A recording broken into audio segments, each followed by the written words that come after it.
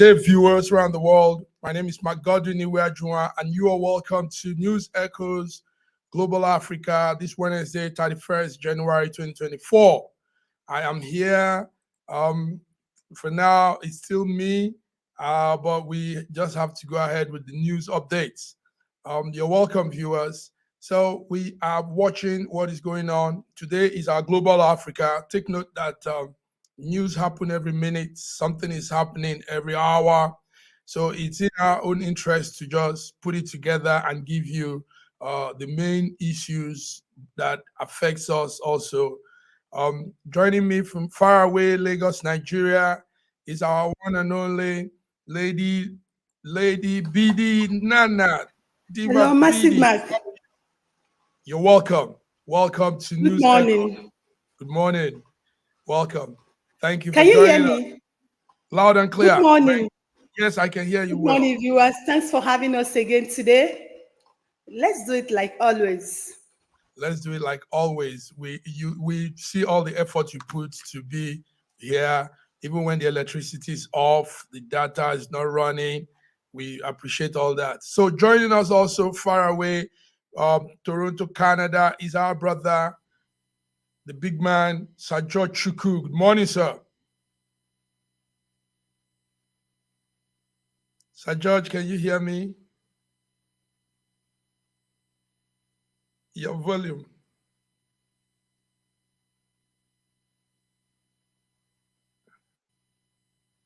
Okay, while our people will be connecting, viewers in the news headline, let's begin with something good. Let's start with some good news from Nigeria.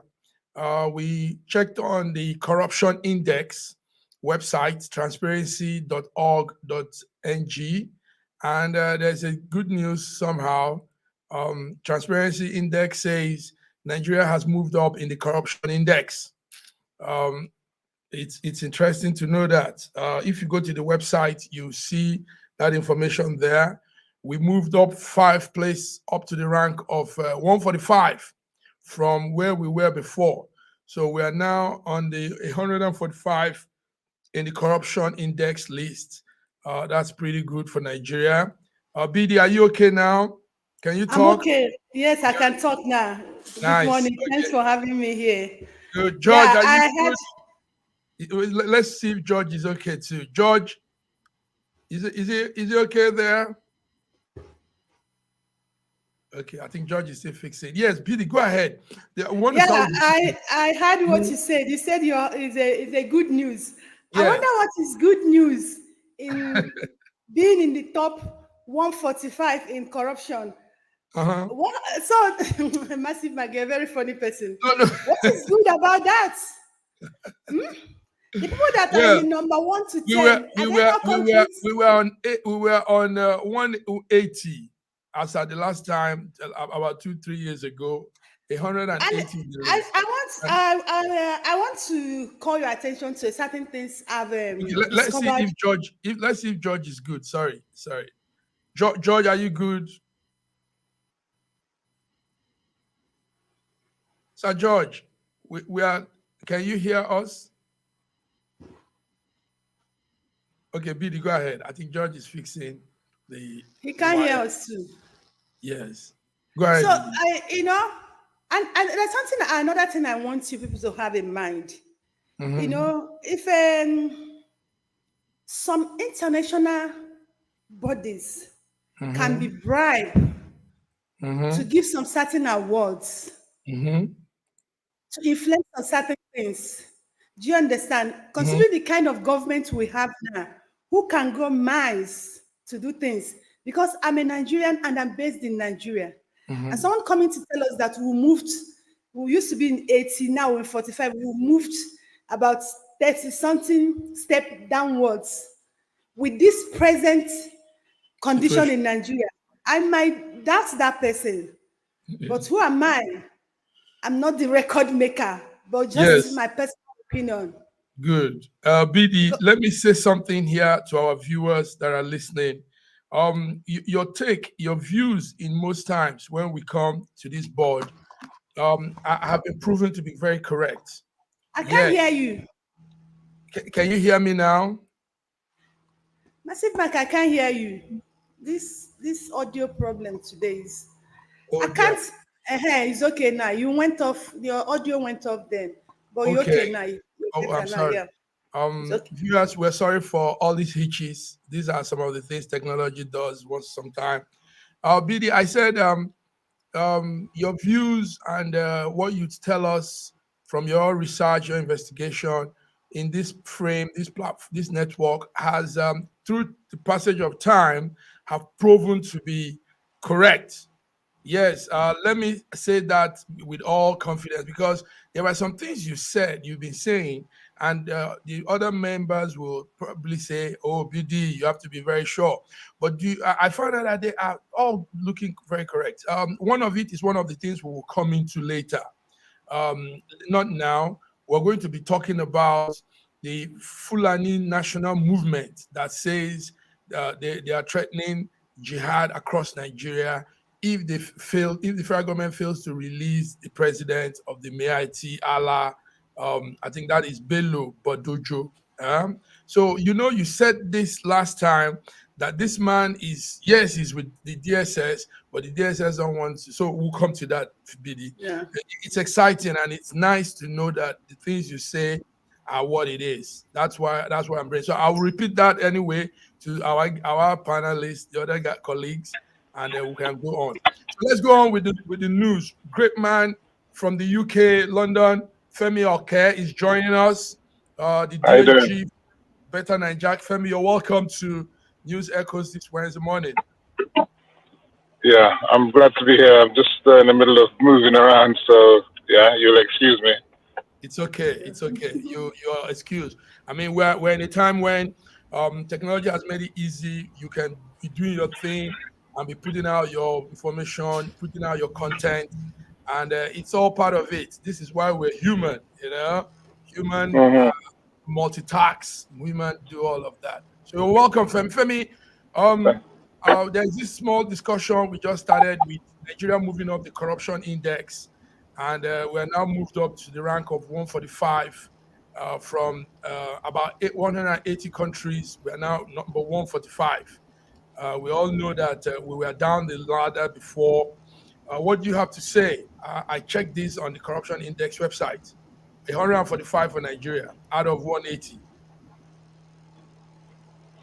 But we all know that corruption is endemic in Nigeria. That's not news, really, is it? Mm-hmm. So nothing has changed in how many years? I don't think anything is going to change anytime soon. We've been seeing the revelations from the previous government of President Muhammad Buhari, Mr. Integrity. So, and that's why I always say to people, it is irrelevant who the leader is. It is more about the people and the followers and those who are supposed to implement the policies. That is where the corruption is. And that's why I've always maintained that we have a system of evil servants masquerading as civil servants. That is the bane of corruption in Nigeria. That is where it is endemic, and nothing in government can work whilst those evil servants take sway. And so if you think all of a sudden, because Peter Obi becomes the president, or Atiku becomes the president, or whoever, God, becomes the president, suddenly corruption will be finished, it is a big lie from the pit of hell. So we should tell ourselves the truth. And it's not even just the evil servants. In normal Nigerian society as a whole, corruption is pervasive. Whether it's from your family members, whether it's in industry. Ibidi was talking about doing PR. And in normal parlance, PR is just public relations. But she's talking about giving, brown envelopes to people. This is basic scenario in Nigeria. So if you don't, and then with the problem we have with the economy, poverty and whatever, it is not helpful. So it's very difficult. But we have to find a way, a reorientation of the people to change the mindset away from corruption. And of course, there is no consequence for, even if you are caught for corruption, especially the bigwigs. Is my final point. We found out that there was a chap who was found guilty of, I can't remember how many billions the other day, and was given a 5-year sentence. Okay? In other serious countries, once you've been found guilty at the lower courts, you go straight to prison, and then you appeal whilst you're in prison. But in Nigeria, you're free until it goes to the Supreme Court, which could be 5, 6, 7, 8 years. And then suddenly, oh, you go to prison. And then again, you can get presidential pardon. This is Nigeria for you. Thank you. Femi is now saying it as it is. Femi, thank you. I always say as it is. Enough is enough, so it's okay. Judge, can we? I guess, Femo, I think you're tired of being tired, man. Femi never. This is good. He says that what he said. George, no. You're welcome. One thing I like about Femi is very passionate, and wherever he stands, you can be assured that he will maintain that cause. So that is very good. Yeah, but anyway, the point about it is that, yes, indeed, we don't know where those statistics are coming from.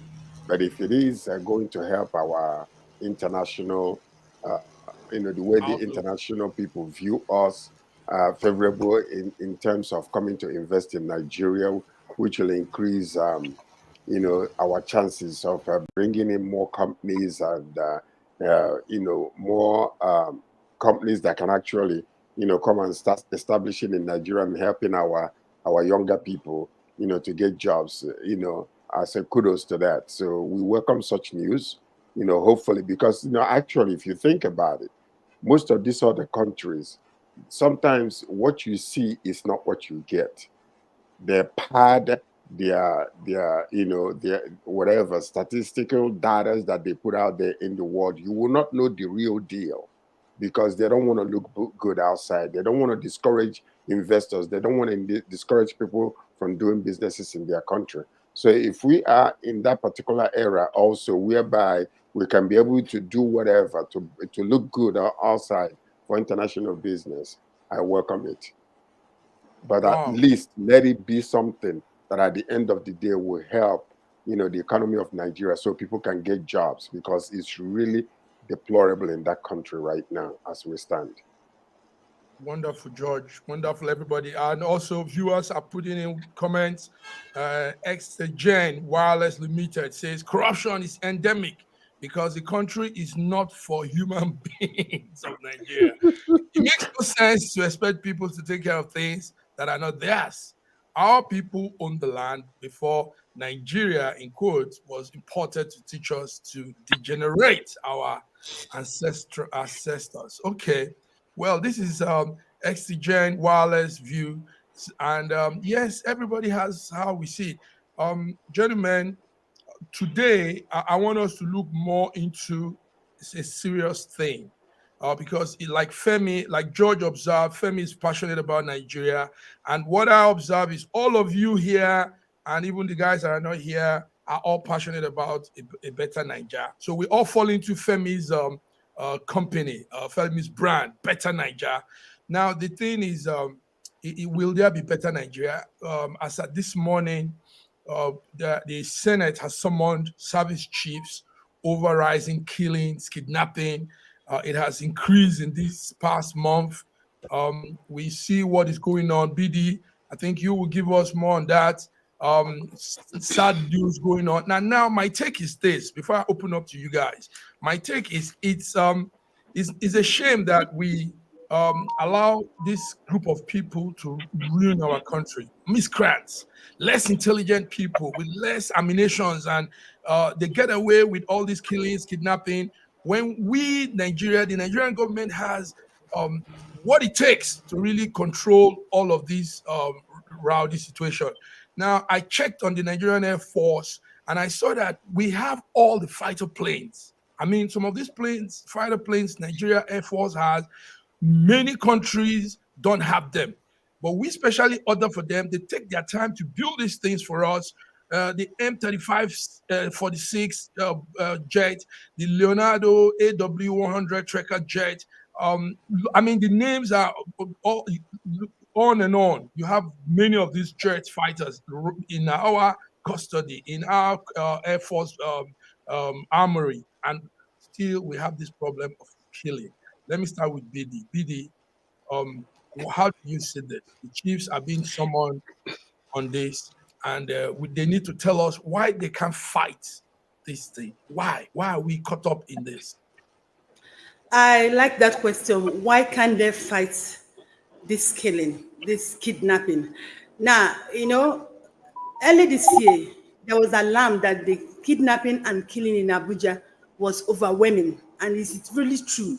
We got to a point that the kidnappers went into an army barracks, army estates, and kidnapped people. Not just after kidnapping them, they start asking for ransom of 30 million naira. And the army and the people were running around together to get 30 million naira to pay the kidnappers so that they can release the people they kidnap. Now, what is your hope as a Nigerian? If in a federal capital territory of a country, they kidnap people at will, now went into an estate owned by Nigerian army to kidnap people, and they are ready to pay 30 million naira, then there is no hope for you. As if that was not enough. In the southwest now, they've come to the south because it's like they've conquered Abuja. Yes, because yesterday they killed a daughter and a grandmother and took a lot of children. Now they're in the southwest now. Before it's like they said they've conquered north, fighting on the southeast because the southeast is giving them their match. They are not. Do you understand? That's the problem in the southeast. They actually want to conquer the southeast, but the southeast people are not relenting. That is the problem you hear in the southeast. Now they've entered the southwest. Just yesterday, they kidnapped 3 Obas and they killed 2. And this in Ekiti State. And these Obas they killed. When you talk about Oba, you talk about these are first-class Obas. These are not just Obas. These are Obas that represent what a society should be. Do you understand? Now, this Oba, now the point I want to make now, if they can come to a state, a community, a town, and kidnap an Oba, what is your hope as an ordinary citizen in that state? You don't have hope. Now, Didi, the we'll come to you. This is very, very important issue we're raising up here. George, you wake up in the morning, you hear they've kidnapped a group of girls. In fact, the videos I've seen so many videos that I can't see. I'm just so overwhelmed, and I don't know what to say. George, what is happening to our country? Incessant killing, kidnapping. During the Buhari administration, many things did happen. They had the opportunity to clip this thing in the bud, to nip it, but it did not happen. Even when they, after pressure, captured some of these people, they put them in prison, calls will come in, all of a sudden nobody knows where they are because they say they have been, these people have been, what's the word that they use? Is it, rehabilitated. So let me tell you something. Why is it now all of a sudden, if you go to Plateau State, if you go to Benue State, that is what you call genocide taking place. They are deliberately, Fulani people are deliberately taking over that place. And when you understand the way they're doing it, they will kill a few, but they will burn all their food, burn all their houses, and they want to chase them away. So what now happens is even when they decide to come back to live, there is no place to live. Most of them will move out of that place. And then finally, they will change the name of the place and bring Fulani people to come and overtake the place. It is a systemic genocide to remove certain people, because in that area, they consider it to be the northern part, but it's mostly Christians. And they are changing the conversation and the climate of that area politically. That is exactly what you are saying. I don't care what anybody is saying. Let's call a spade a spade. Now, listen to this. Most of these things that are happening in that country are being sponsored by the elites, whether we like it or not. Yes, it cannot be. Why is it that all of a sudden a southwestern individual becomes the president? And then you start seeing the increase to make that place ungovernable. The same thing that happened during Jonathan administration. The reason why that woman was crying out and saying, "Oh, now you only waka come." The reason is still happening right now. And it has increased. George, let's keep it with you. What's still coming back, gentlemen? This is an issue, a burning issue that has to be trashed out, and everybody should be involved in all of this. Every Nigerian. I mean, nobody's a lesser Nigerian. Femi, you have a passion for Nigeria. Now you wake up in the morning, you're part of the country, the Southwest, 2 Obas, like BD just said. Can you imagine? 2 Obas. Killed. Not even only just kidnapped, but killed. And little kids, I see little children being raped, little children killed, mother, Femi. Yeah, I'm not perturbed about whether they're Obas or any political. That's of no significance. The issue here is that I take umbrage with the suggestion that this is a conspiracy of people trying to invade or like Fulanize Nigeria. Now, the problem this is the problem we do in Nigeria, is that we politicize criminality. Now, kidnappings are happening. Killings are happening, banditry are happening, communal conflicts are happening. All manner of things are happening in every region in Nigeria. It's not one source of what is happening. Each individual issue has its own origins, and they're all different. Some of it is just blatant criminality, some of it is tribal, some of it is religious, and some of it is just about the people wanting to kidnap to make money. Some of it is even political. So when you try to lump everything into one, sphere and say it's all about some hegemony trying to happen, that's fake news. And I like us to tell ourselves the truth. And the final thing I like to say is that, look, I don't see any invasion of Southwest. Things have been happening in the Southwest from before. It's not as bad as before. Things are happening in Abuja. They've happened before. They're not going to stop happening. You understand? Nigerians have a penchant for killing themselves. This is a thing. We love to kill ourselves, whether it's Indigo, killing Indigo, whether it's Fulani, killing Fulani, and people in the Middle Belt killing themselves, Yoruba kidnapping themselves or killing themselves for rituals or whatever. It's happening everywhere. You understand? And it is down to the people. No leader is going to stop that happening. You talked about the military. Now, let me tell you this. If you really want to solve our problems, you need what we call rapid response squads, forces, okay? That on the warning, 10 minutes, 15 minutes, they can get to the venue, get to the zone, wherever the incident's happening. That needs, do you know how many helicopters you're going to need in the vastness of Nigeria to get to every incident at every single time? Even in America, they can't do it. Even in the UK, they can't do it. But you're going to have hundreds, if not thousands of helicopters. Do we have that capacity? No, we don't. So it's not, an air jet is not going to interject anybody. You need helicopters, and you need them to be armed. You need to have infrared. And then you've got to have intelligence. You understand? There's so much involved. So what I'm saying to you is this, and the final point I want to make is that a lot of these incidents are done in such a way to present this Fulani invasion thing. We know what happened in Edo State when the train station was attacked and they were told there was Fulani herdsmen, only to find that, guess what? It was the locals in Naira, Urumi, that actually did the thing to themselves. Do you understand? That is on record. We know what happened in Ibarapa when they killed the professor, and they said it was Fulani people that did it. Whereas on investigation, it was found out that it was a political killing, assassination, and they used the Fulani people as a ruse to cover up their tracks, but they were found out.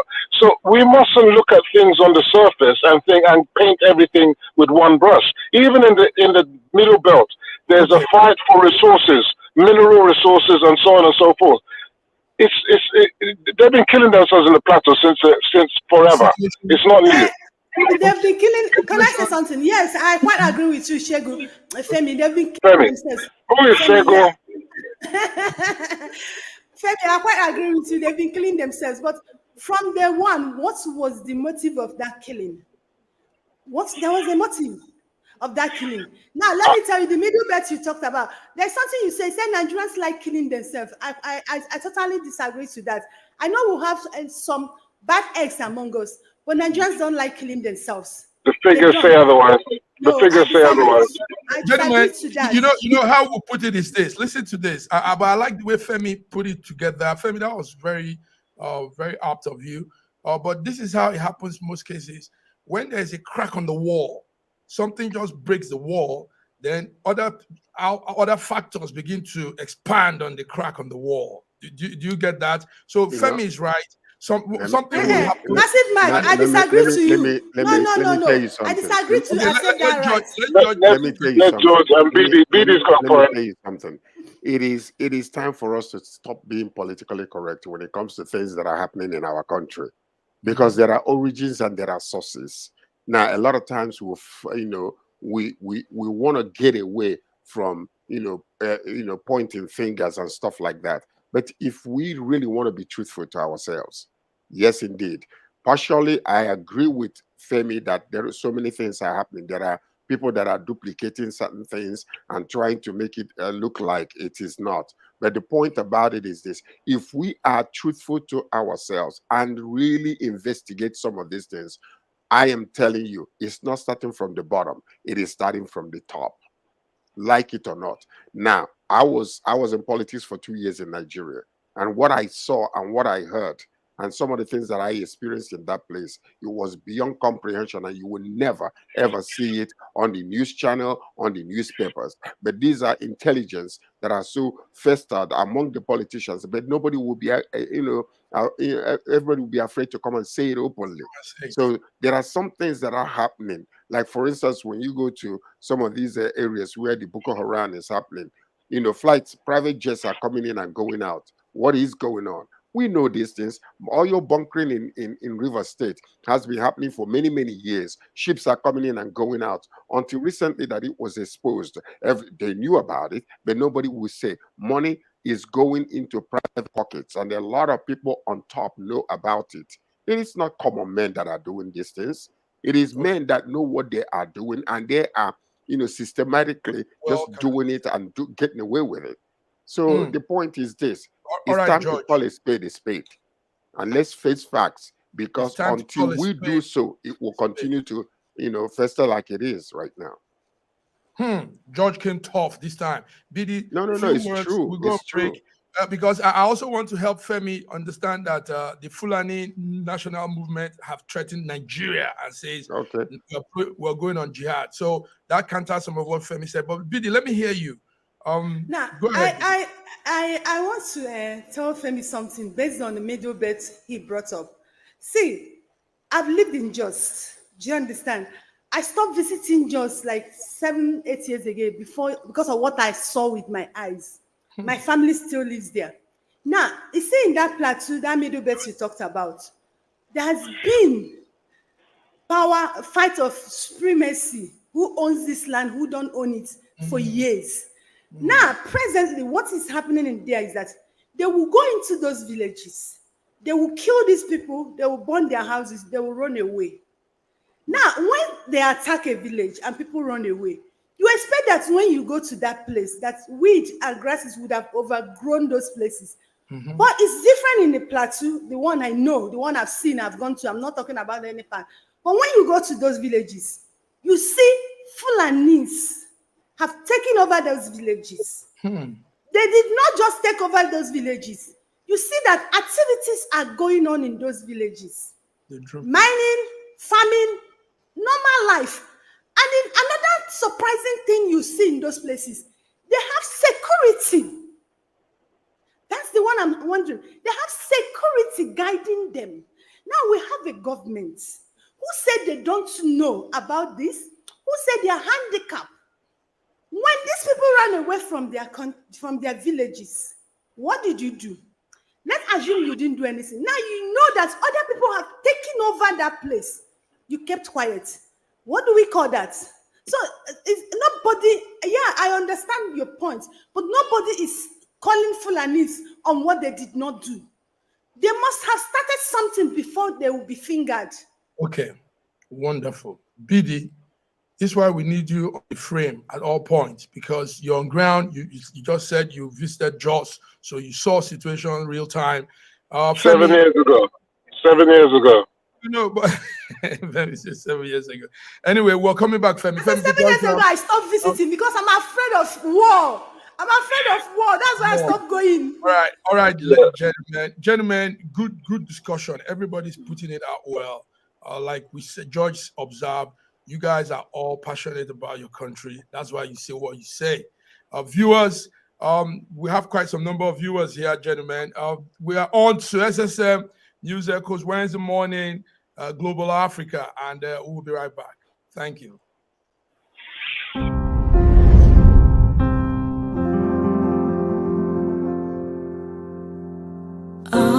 Arise, oh, compatriots, Nigeria's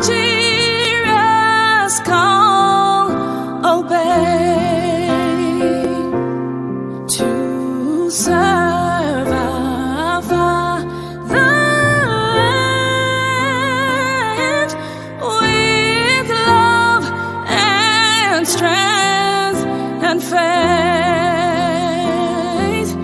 The labor of our heroes past shall never be in vain.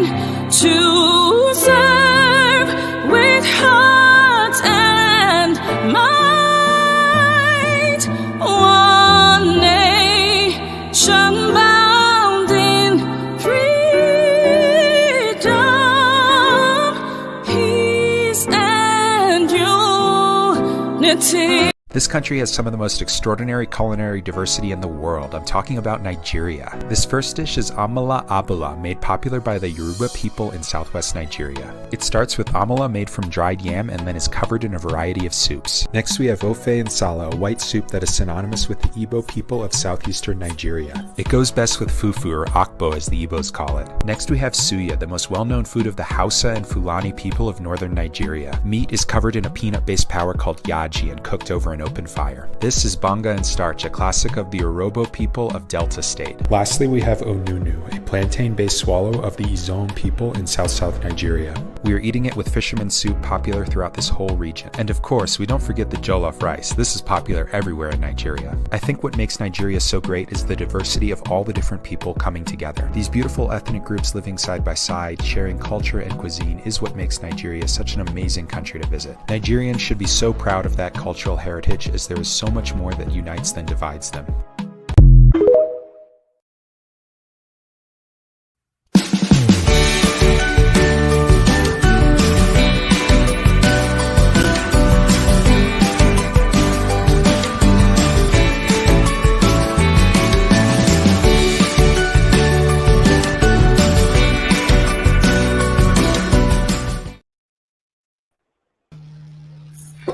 Viewers, you are welcome. You're back to our show.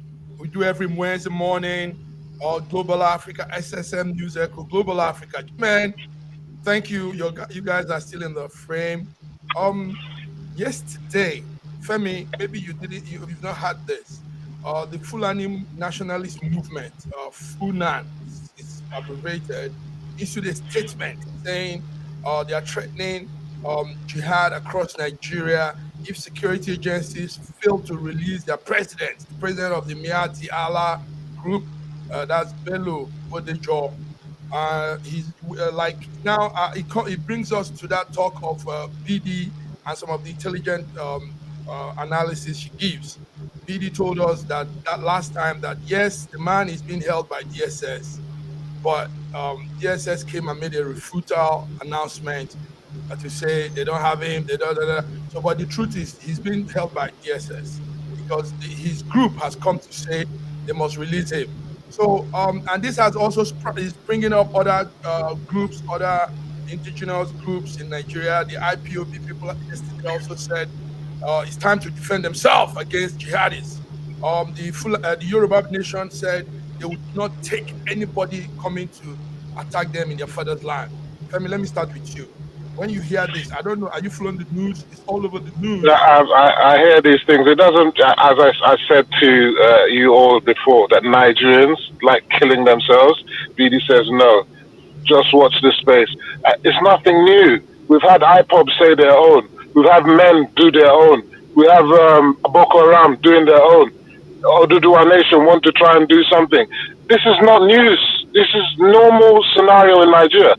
Is it possible that they can Fulanize Nigeria? It is impossible. What is the population of the Fulanis? What's the population of the rest of Nigeria? Can they come and Fulanize you in Abeokuta or wherever? It's just not. It's not possible. So the idea of jihad to take the Quran to the Atlantic Ocean. I mean, this was a notion that people used to talk about. But I've got news to tell you. The jihad, the Quran is already in the Atlantic Ocean. Go to Lagos, go to Ijebu. It's full up of Muslims. You understand? So the idea that they need to Islamize Nigeria is impossible. They're not going to change anyone's religion. They can't force their religion on you. They can't force their culture on you. All they're going to do is create mayhem and kill Nigerians, like I've been saying. So the problem now is poverty and lack of education that give these people mouth to talk, and the lack of any serious enforcement, you understand, to stop these people, to interject them from making these kind of incendiary statements. You make that kind of incendiary statement. Unfortunately, Nigeria has to be a democracy which almost turns itself into a kind of police state. That is where we need to be going. We need to ramp up really the number of police so that almost on every street corner you're seeing a policeman, and it's going to be like that. That's where we're heading. We're talking about state police. Maybe we need state police, but that's where we're heading.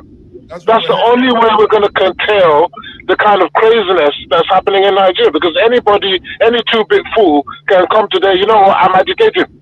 Yes, let's cut down Nigeria. This corner, they did this to me, they did that to me, I'm agitating. Okay. So it's a nonsense. It's a nonsense. Yes, and somebody says Femi should stop saying what he's saying, that Nigeria love themselves. STJ Wireless, he said Nigeria loves themselves.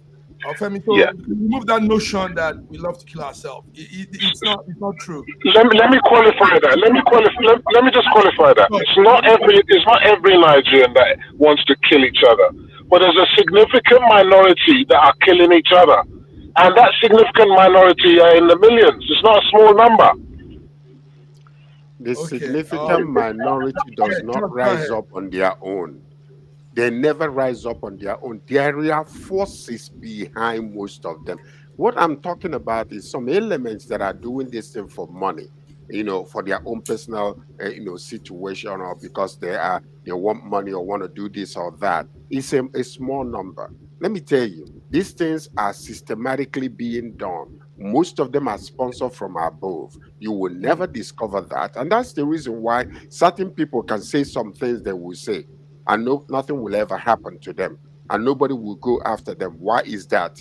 One individual alone say, if the Lagos government cannot protect the Igbo business, maybe we'll call IPOB to come to Lagos to protect us. They arrested that man. I don't know what happened to him today. But look at the kind of nonsense that is coming from the north, from the Mieti Allah, and their group. And let me see somebody go and be arrested and then brought to justice up until today. But certain group of people, IPOB rises up and say two things. They arrest them, they lock them up, they don't come out. But the people from the north can threaten all they want to. Nobody rises up to do anything. Why is that, Femi? I want to understand, please. Okay, let me answer that direct question quickly before BD comes in. You remember that person you mentioned was in the southwest. He was in Lagos. You understand? Exactly, and so right. he made it. Hold on. He made his comments there, threatening unrest in the southwest. So therefore, the authorities in Lagos arrested him. This person you're talking about is in the north, threatening people from the north. If he was in the southwest or in the southeast, I'm sure he would have been arrested now, like the Métis Allah leader that's already arrested. So, and I do look forward to them arresting him as well. I think we shouldn't have a situation where anybody can just go around, say incendiary things and threaten people, because it's more or less terrorism. Threatening life and terrorism is a threat that needs to be addressed, and they need to be arrested. He was trying to make a statement because nobody was protecting Igbo businesses. They were burning it down. People were dying. Nobody was coming after, to protect them. He made a statement and said, if you guys cannot protect our businesses and protect our lives here, maybe we need to call these people to come and protect us. They picked him up within 24 hours. Why is You it can that, imagine. isn't it the federal government that isn't it Nigerians that are being threatened today? Is it not the same federal government that is ruling both states? I'm not disagreeing with you. I've already said that he should be arrested. I'm not disagreeing with you. Just like the guy in Lagos was arrested, this guy must be arrested as well. I don't disagree with you. Okay, BD. So what happens after this? Mayor Itiala movement have said this. Imagine telling the whole of Nigeria that Nigeria will go up if they don't release their president. They gave federal government 72 hours, and the 72 hours will be lasting by tomorrow. I think so. Today, yeah. They gave them 72 hours if they don't release their president. Now, from what you say there, I want us to start from the beginning. You see, the problem we have in this country is because of the way few people have hijacked the governance of this country. You said it earlier. This man was arrested. Now, till today, the DSS has not made it public. The media are not writing about it because there are special citizens in Nigeria. When I say people say, how am I? But that's truth. Anyhow we look at it, Fulanis are special people in Nigeria and should be treated specially. Let me tell you, go and ask everybody around Nigeria. No police stations arrest Fulanis when they commit crime. If you arrest them, they will call the DPO. You release them. They've changed a lot of DPO because of arresting the Fulani herdsmen in Nigeria. Yes. Now, they've waited because the government told them, keep him quietly. We are talking with the authorities because he is a special Nigerian. So their people have waited. They've not released him. They now issued a statement. Now, in that statement they issued, look at some of the things they said. Femi, listen, that the plateau people, the middle belt, should learn to live under jihad. That if they are not ready to obey the laws of jihad, that they will kill them off. They said this. No arrest has been made. They said it. They are not denying it. They said their duty is to, Islamize the whole Nigeria. This is not the first time they are saying it. They've been saying it. But, I keep wondering when Nigerians, they say it's not possible. What is not possible? But they are doing it and we're seeing it. And people keep saying it's not possible. It's happening. I'm telling you, it's happening.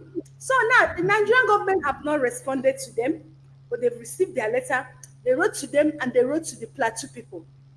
And warning plateau people that they are still coming. And they will come. You remember when they attacked them in 24th December? They wrote to them that they will come again on 29th. And they came. Now, Shagu talked about Rapid Squad. Femi. I don't know who this Shagu is. He must be a nice guy. Femi is our presenter before now. Femi talked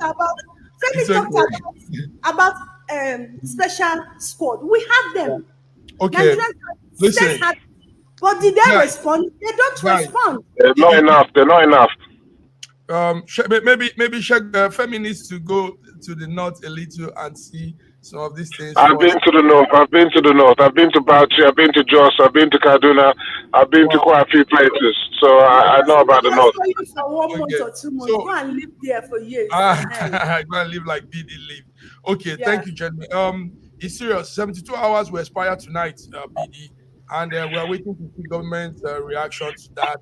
You don't threaten a sovereign state. I mean, Nigeria is a sovereign state. Let's see what happens after 72 hours. I'm sure it's not going to be a Buhari scenario.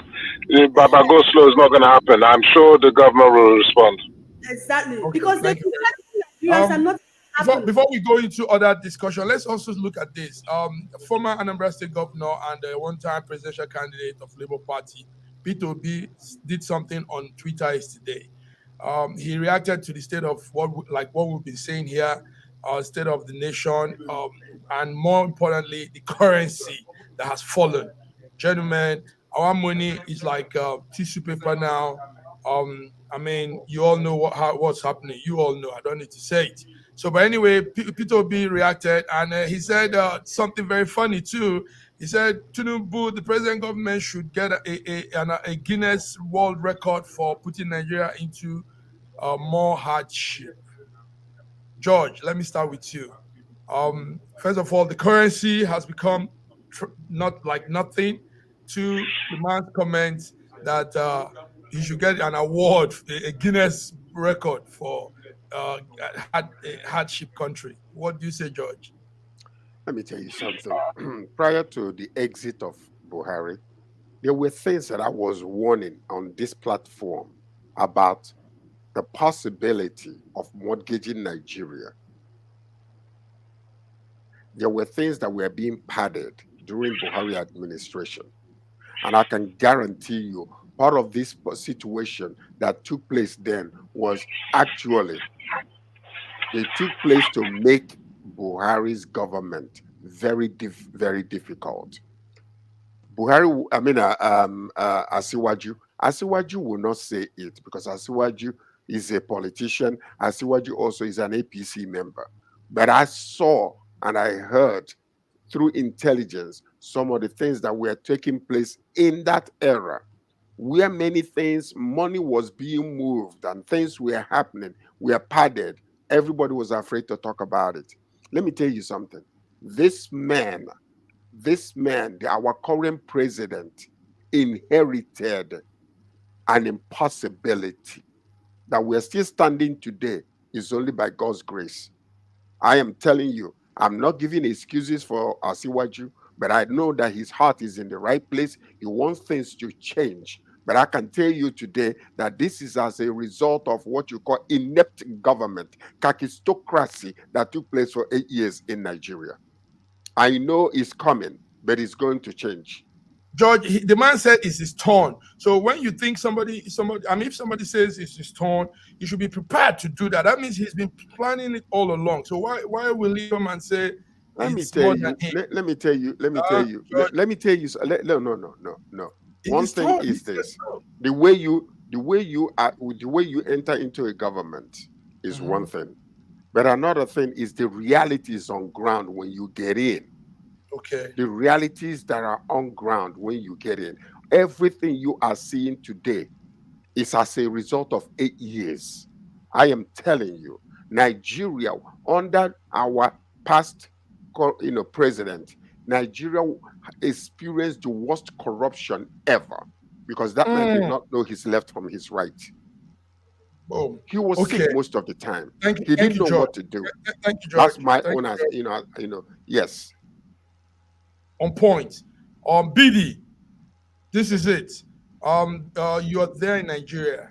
Your money, $1 is like, I mean, you can carry all the Naira with just $1. BD, what's happening? And Peter Obi has responded. Peter Obi says, Tinubu should get a Guinness record for putting us into this. Of course, he deserves, even before Peter Obi said it, he had said it, that he deserves a Guinness World of Record. The man was it was just a jest. He was just joking. If you really talk about it, he was just joking. Let me tell you. Now, I want to respond to Sir George. Sorry about this. See, you see, in life, there are two types of prices we pay. You pay price for supporting evil. Now, Tinubu brought Buhari to Nigerians and said Nigerians should allow him rule them, that he's good, that he's taking himself for him. Not just that, for the 8 years of Buhari administration, Tinubu was the leader of APC. You know, now after have seen that, Tinubu told us that it was his turn to rule, and he did everything beyond human imagination to assume that office. And now someone sits somewhere and telling me that he inherited what? What did he inherit? He inherited what he caused himself? No. I don't take that.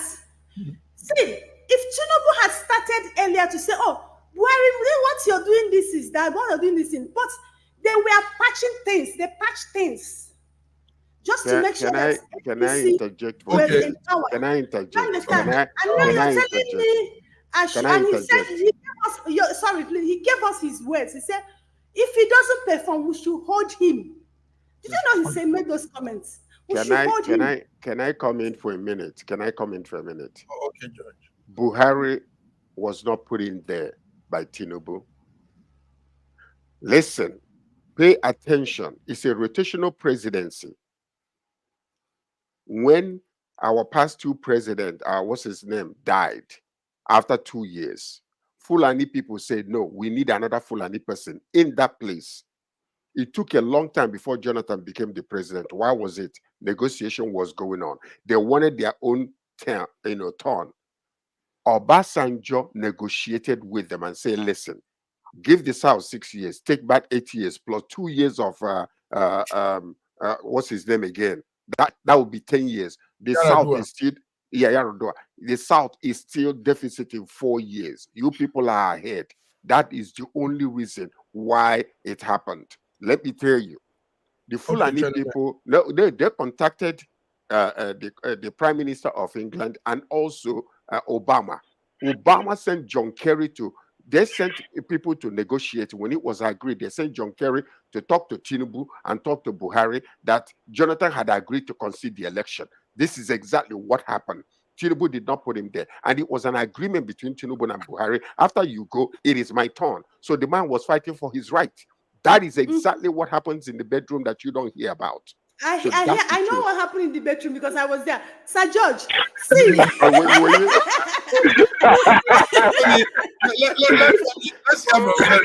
tell me what's in. Okay, look.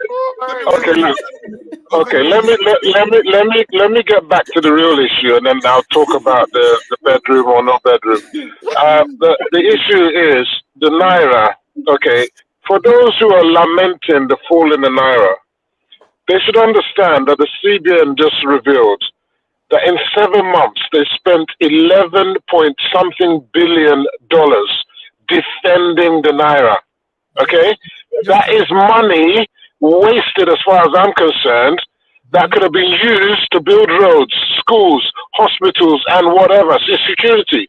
But we continue to insist that the Naira must be high value, must be a certain value. The Naira is the value that it is, whatever the market says it is. And we should stop trying to control the value of the Naira. It's not possible. We don't have the resources. And if we use the resources to do that, we're taking those resources from somewhere else. Okay, so the market has to determine the value of the Naira. And when we don't export, when we import and we don't export, what do you expect is going to happen to the Naira? It will continue to fall. And when people start to hedge, where they think that, look, because of inflation, I better keep my savings in foreign FX, the Naira will continue to fall. So these are the realities. Now, with regards to what Bidi said about, Tinubu's government is the same government. Of course, APC is the continuation government. But Tinubu is not Buhari. They're two completely different people. And the other thing is, if you might not remember, Tinubu actually wanted to become the vice president of Buhari, to have the first Muslim ticket. And it was Buhari that rejected that, okay?